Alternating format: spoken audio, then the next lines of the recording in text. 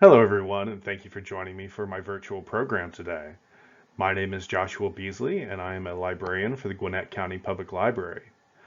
Trace Your Roots is a program that focuses on how to begin your journey doing African American family research.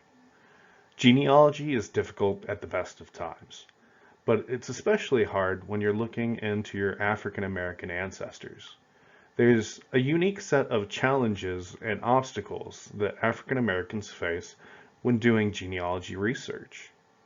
Today, I hope to teach you some general genealogy tips, as well as ways to overcome those obstacles that you may face when looking at African American genealogy resources. But before we get into that, I'd like to tell you a little bit more about myself and how I came to do this kind of programming for the library. Like many of you, I started doing genealogy because of, well, my family. As a kid, my mother was really into genealogy research. But if I'm honest with you, I really didn't think that was the best way to spend my time as a teenager, being, cooped up in the office and calling distant relatives or looking at, old city town hall records. Um, but since then, my mother has passed away, and I have a family of my own. And I'm so grateful for all that work she did for me that I can now pass down to my son.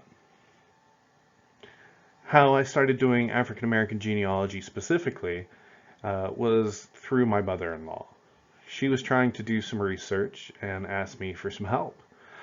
And I started looking into it and was coming across some real difficulties when trying to find my wife's ancestors. And I thought, well, I'm a librarian. I'm supposed to be good at this. This is my job. And if I'm having these challenges, well, then maybe some other people in the community are having these difficulties too.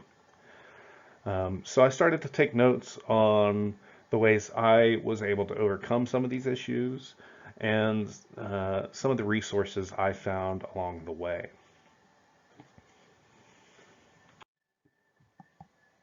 So before we jump into any of the databases, uh, I like to tell people the best way to begin doing family research is to begin with yourself. Write down all the dates, places, and names that you can think of off the top of your head.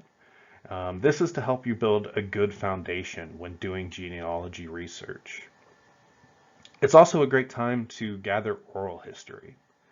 As much as I love Ancestry and Heritage Quest, a census record can't give you context into your family's story. That's really what genealogy is. It's a story, and it's the story of your family. And the best stories are full of context and personal touches. So call, your grandmother, call second cousins that may still be around that you can get in touch with, and write down those little anecdotes and any information that they can give you. For instance, if I'm trying to get my son into genealogy and I just start spouting off, names and dates, his eyes are going to glaze over very quickly. But if I kind of relate that family history to himself and his interests, I might be able to hook him and get him more interested in those finer details. For example, my son loves telling jokes, and my mother's uncle, so my great uncle, used to tell these giant fishing tales, big whoppers of tales where he would go out and catch these 20, 30 pound fish and the local country pond. It's not something that happened, but he always had this great story behind it. And I can kind of relate that to my son and then start telling him other details about his great uncle. The last thing I like to tell people when they're starting their family research is don't get frustrated. Family research is hard, and if you come to an impasse, Don't let it get under your skin. Just, kind of walk away from your research for a while. It may take you a week or two to kind of clear your head, but then come back and start from a fresh perspective. Maybe look into, a side line in your family. So maybe an uncle's family or a cousin. And that may lead you back to where you want to be with your research. So now I'm going to show you how to access our genealogy resources at GCPL. First, you want to go to our library's website at gwinnetpl.org, and then you want to click on Learn and Explore, and then go to our Adult Digital Resources. That's going to pull up a list of all of our digital databases, and there's quite a few, but you can narrow that result down by clicking on Genealogy. There's going to be a few resources in here, but the two we're going to focus on today are Ancestry.com and Heritage Quest. Ancestry Library Edition is provided by ProQuest and accessible through Galileo. Normally, it's available only within the library, but with current world events, Ancestry and the Georgia Public Library System have made this accessible to all residents with a library card. So you should be able to access this from home as well. Ancestry Library Edition has over 7,000 databases and over 200 plus billion images. I try to tell people never to discount the image gallery in Ancestry. You never really know what you're going to find there. For instance, a couple years ago, my father sadly passed. But when I was looking up his military record to speak about during his eulogy, I came across his 1970 Georgia Tech freshman yearbook photo. It really wasn't something I was looking for, and I didn't expect to find any pictures of my dad because he really wasn't that old. But when I found it, it really meant the world to me at that time. And I didn't know that image existed, and it just brought a brief moment of happiness to me in a very difficult situation. Finally, Ancestry Library Edition is updated frequently, on a daily basis, really, by amateur genealogists and historians like you and me. The first set of records I'd like to talk about today are census records. When doing a census search, I like to advise people to start detailed. This is especially important if you have a common surname. So if you're doing a search for someone named John White, for example, you're going to get 1,000,000 results back, and 999,999 of those aren't going to be for the family member you're looking for. So it's always easier to start detailed and entering names, dates, and places. And if you can't find it, then just slowly go back and start taking out some of those fields until you find who you're looking for. Census records on Ancestry and Heritage Quest, actually, for that matter, range from 1790 to 1940. In 2022, the census records for 1950 will be made available publicly. One thing to think about when doing these research or searches is to note that the information you may find on a census record is not always accurate. Census workers were hired seasonally when the census came up by the federal government and went door to door with, a sheet of paper and a pencil. So often last names will be spelled incorrectly, ages may be off by a year or two, or, last names could be incorrect altogether. They often assumed that anyone staying in that house, whether it's a family friend or a distant relative, was directly related to the head of household. An example of this was when I was trying to find my wife's grandfather. That's not going back that far, but we couldn't find him on the 1940 census. And that's because his parents had passed away, and at the time he was staying with his aunt. So in the census record for 1940, he had his aunt's last name. This is where that foundation I talked about earlier really helps you do family research. So look back at your notes, and sometimes you may find hints that will lead you to find who you're looking for. Census records also contain very useful information. They'll have the education level of the person at the time, their occupation, and languages spoken. Just like how their last name could be misspelled or incorrect, however, languages and some of these other things may be off slightly too. For example, languages spoken in 1940, your family member may have not felt comfortable telling a stranger that they spoke German. That didn't mean they didn't speak it, and if you went back 10 years to the 1930 census, you may find it there. So you just want to compare your notes about what you already know to what's on the census as well. Here we have an example of a primary document that's available through Ancestry. I often advise people to download and print or save to a secure location any of the primary documents you come across. It adds to the sense of history when you're doing genealogy research, and it shows that you've really done that thorough research when people are coming back behind you. You'll also notice that sometimes it's pretty hard to read these documents. Just because of different handwriting styles or small text. But while you're on Ancestry, if you hover your mouse over any of these fields, it will translate it to plain text for you. The next set of records we're going to be going over are vital records. These are your big life events. So your birth certificates, marriage certificates, and death certificates will be in this search field. One great thing about vital records is that they often require someone to sign off on them as a witness. So you'll get things like certified dates, addresses, and names. Often the information you find on vital records will be more accurate than on some of the previous information, like census records, for example.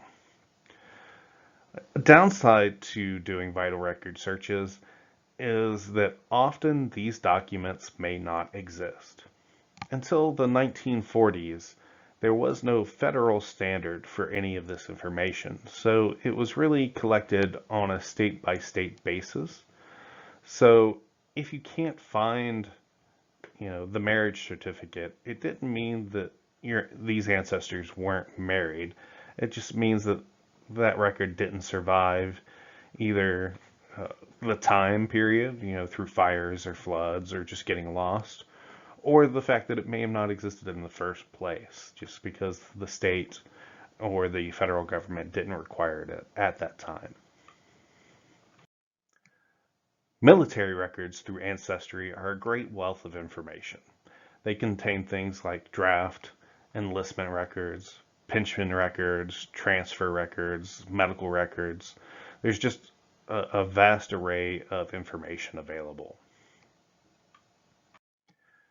Military records contain important information like race, education, and occupation.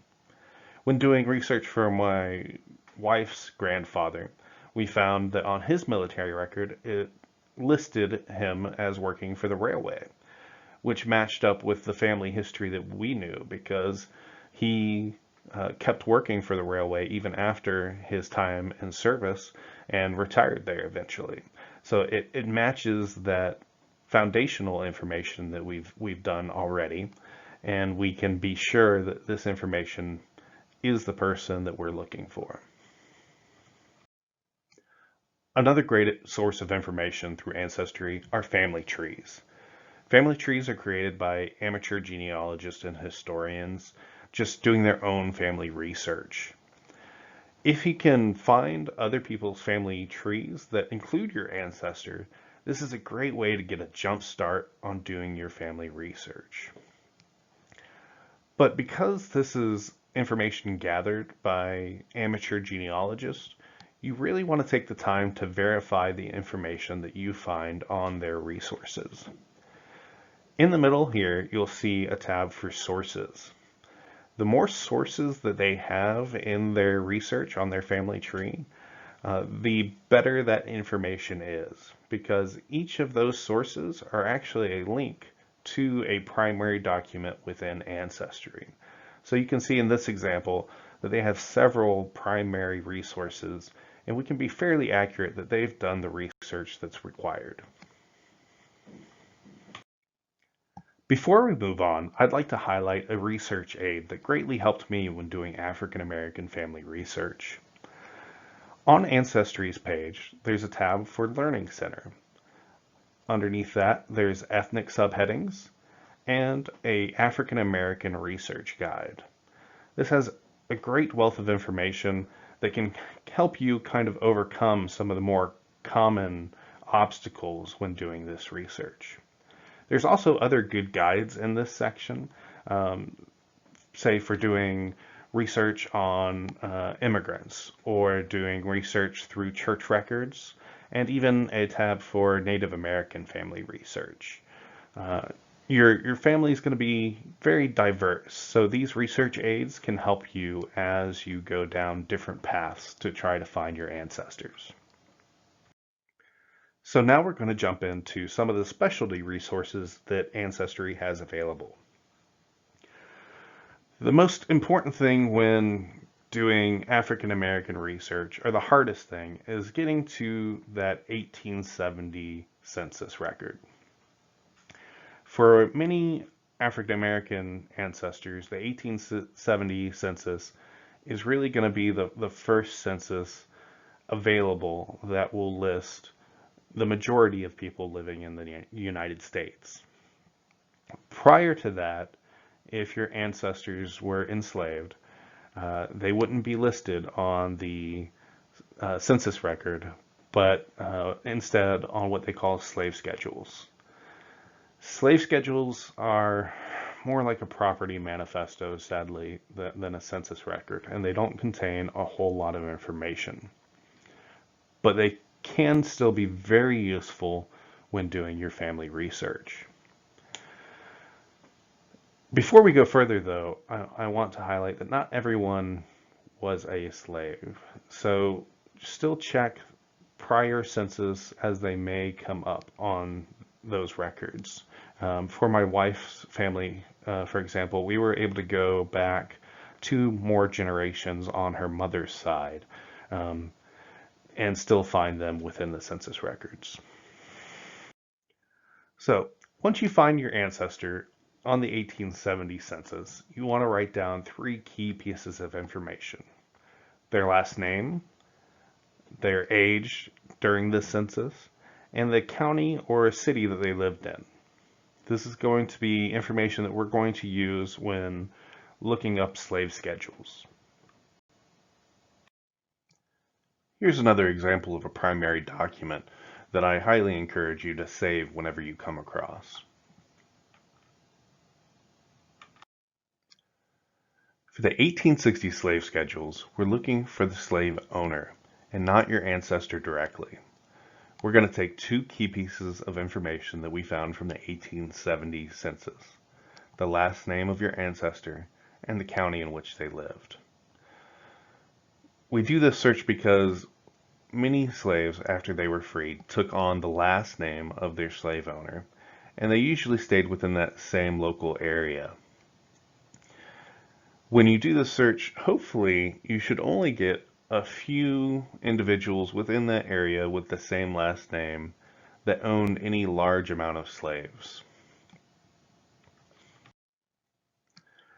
On the 1860 slave schedules, you'll notice there's only really 3 pieces of information besides the owner's information, and that's going to be gender, age, and race.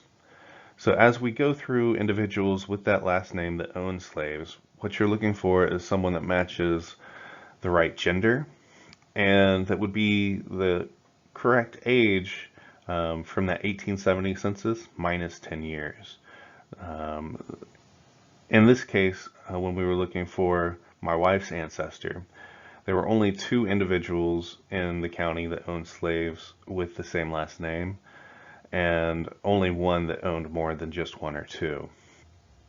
We found actually this individual here, William G. Bankhead, who owned over 70 slaves, but only one matched that correct criteria to meet my wife's ancestor.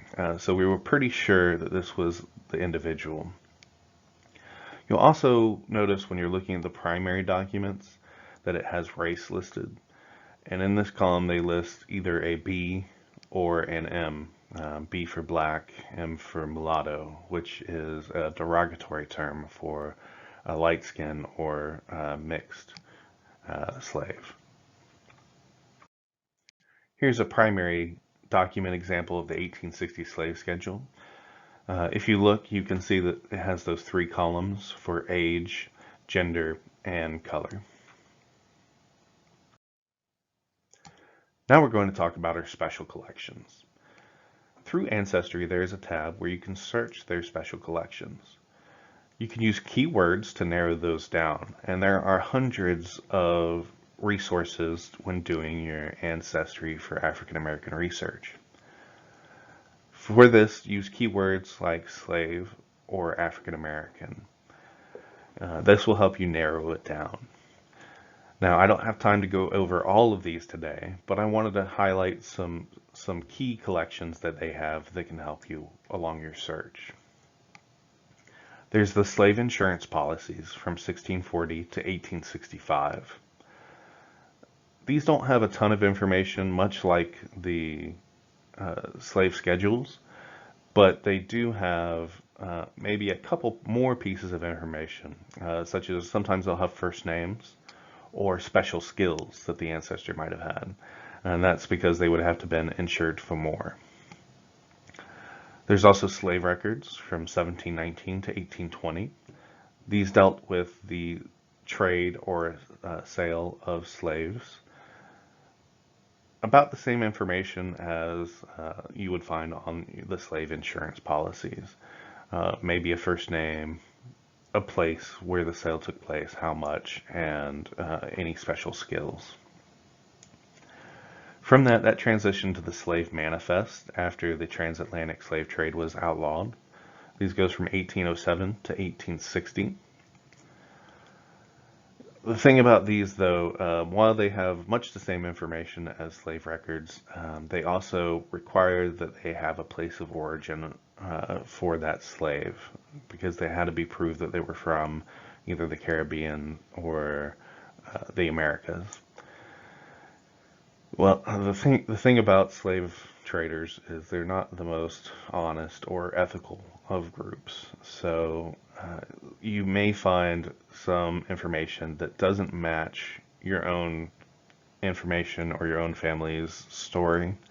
And that may be because they had to fudge where that person was from in order to make that sale.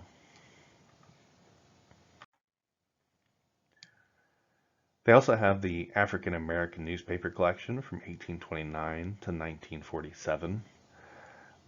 I absolutely love this collection. I think it may be one of the more important ones when doing your search. It may be hard to find your ancestor directly, but it provides some of that context that I was talking about earlier to their story. There are tons of locally owned African American newspapers, and they'll have things like wedding announcements, birth announcements, escaped slave articles, just a wealth of information that can provide context into what your ancestor had to live through or what people in that area thought was important during the time. There's also the African American photo collection from 1850 to 2000. This is another great collection where you may not find your ancestor directly, but you can do keyword searches for time and place. So you may be able to find photos of the area where your ancestor lived. A warning about this collection, though, is the photographs are labeled as the photographer at the time would have labeled or described it. This can lead to some very derogatory and offensive statements and titles. I was showing my son some of these photos because he wanted to see where his mother's family was from, and it led to some difficult conversations. But I wanted to be honest with him about the time period and let him know how far we have come. While things still aren't good, he knows that the important thing is that we're honest and we face these hard conversations face on. So this can lead to a very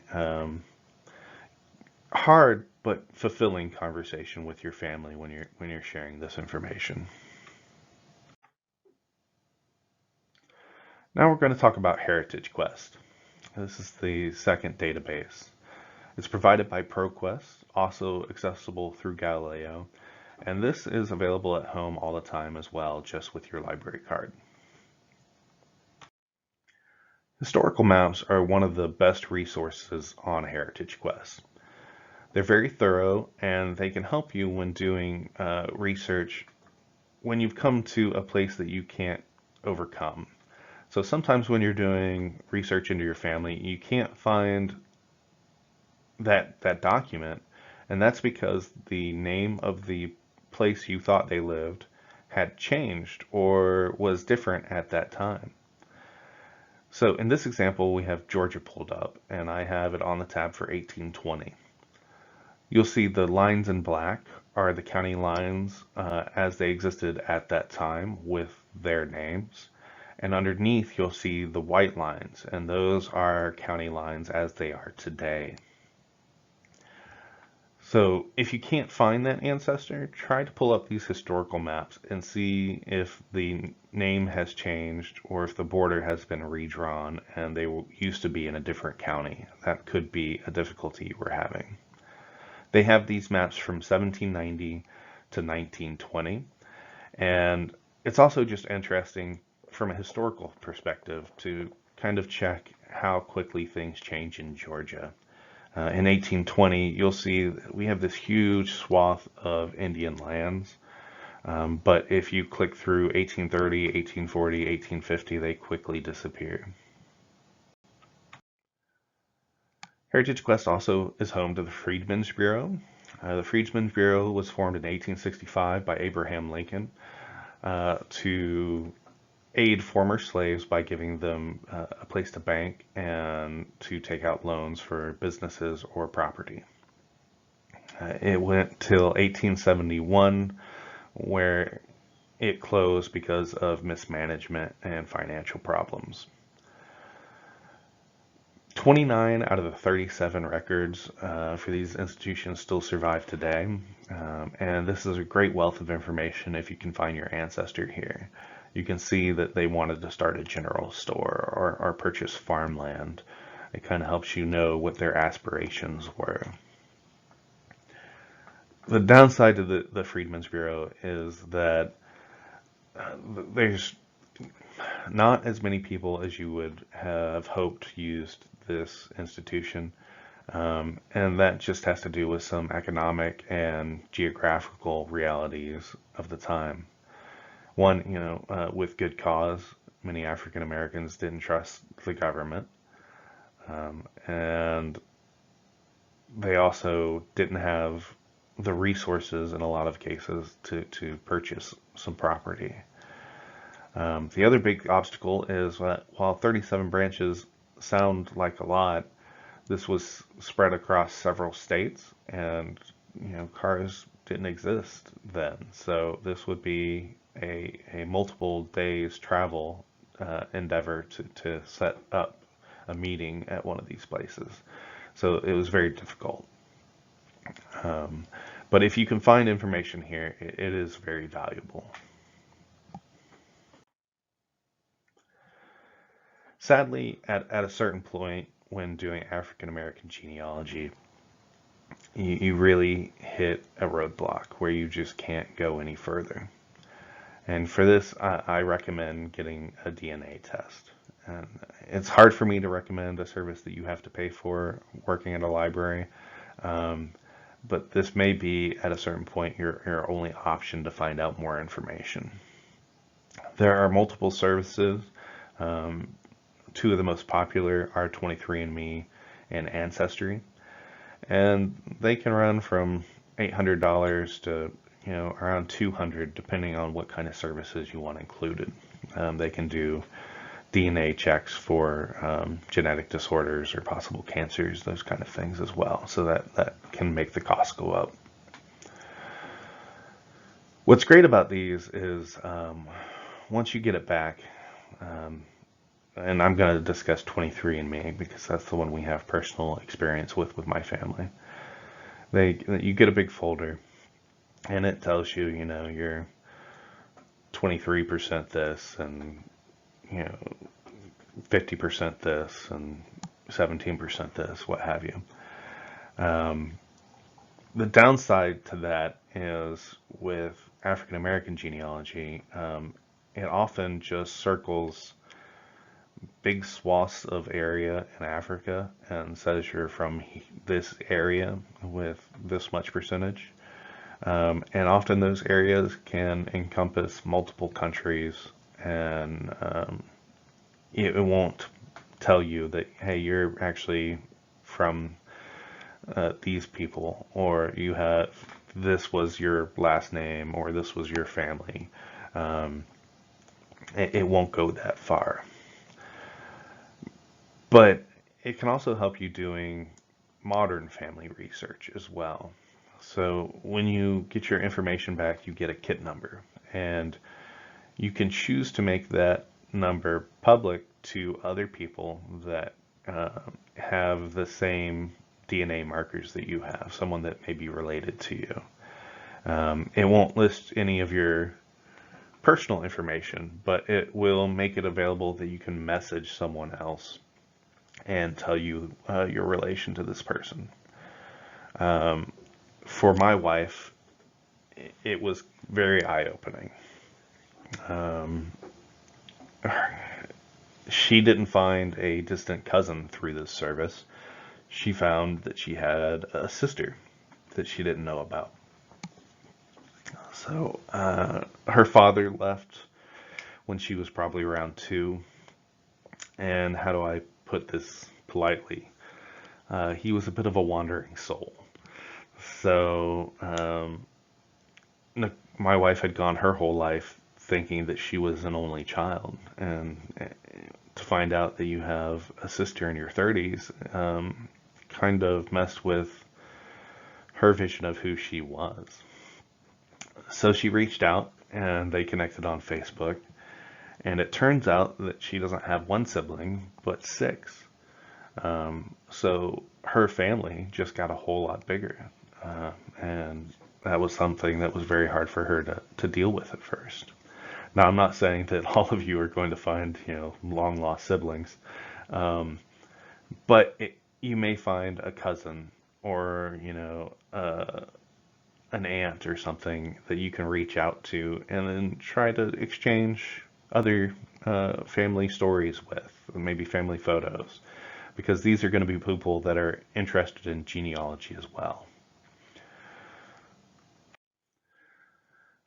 I want to thank you all for sitting through my program today. I really hope that it helped. If you have any questions, don't hesitate to reach out to the Gwinnett County Public Library. We have several people, librarians that are good at genealogy that can help you with this service. Through our website, we also have something called Book a Librarian, where you can book one of the librarians in Gwinnett to sit with you for about an hour and go over some of these resources with you. Now, with the world as it is right now with the pandemic, we may need to social distance this or do it virtually over a computer, but these services are still available and you can still get help with doing your family research. Thank you so much for sitting through my virtual program, and I really hope that you'll come into the library or access our website and start jumping into doing family research of your own. Thank you.